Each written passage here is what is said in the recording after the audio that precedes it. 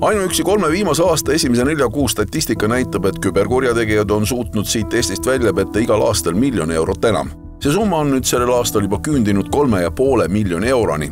See on summa, mis on ametlikult teada. Tegelikult jääb aga palju ametkondade eest peitu, sest keegi sellest teada ei anna.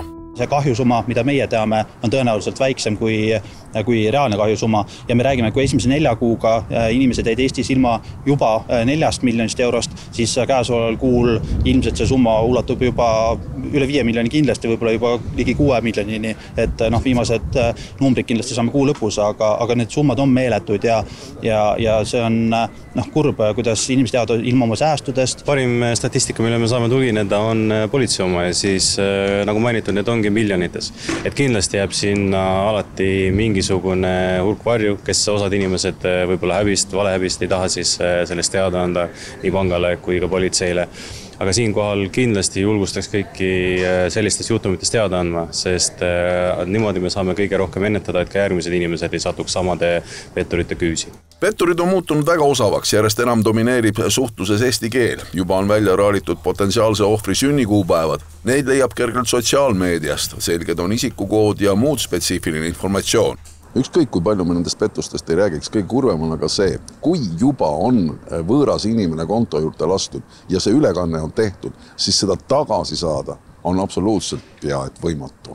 Pettuste ohjamiseks ongi siis pangaliit ja politsei pannud seljad kokku ning üritavad teadlikkust veelgi tõsta. Kahjuks praktika näitab, et hoopis enam inimesi langeb pettuste ohvriks. Me oleme näinud, et see raha liigub tavaliselt sekunditega siin järgmistele pangakontodele ja sealt edasi juba siis kas välisriigi pangakontodele või krüptorahakottidesse ja seda tagasi saada on tõesti väga keeruline.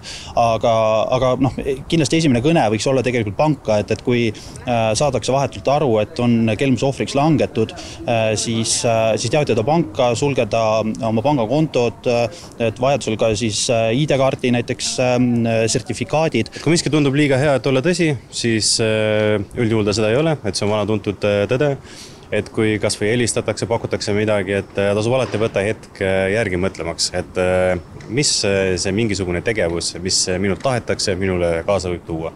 Et kui ma näiteks sisestan PIN 1, mis see teeb, kui ma panen PIN 2, et mis see tegelikult tähendab.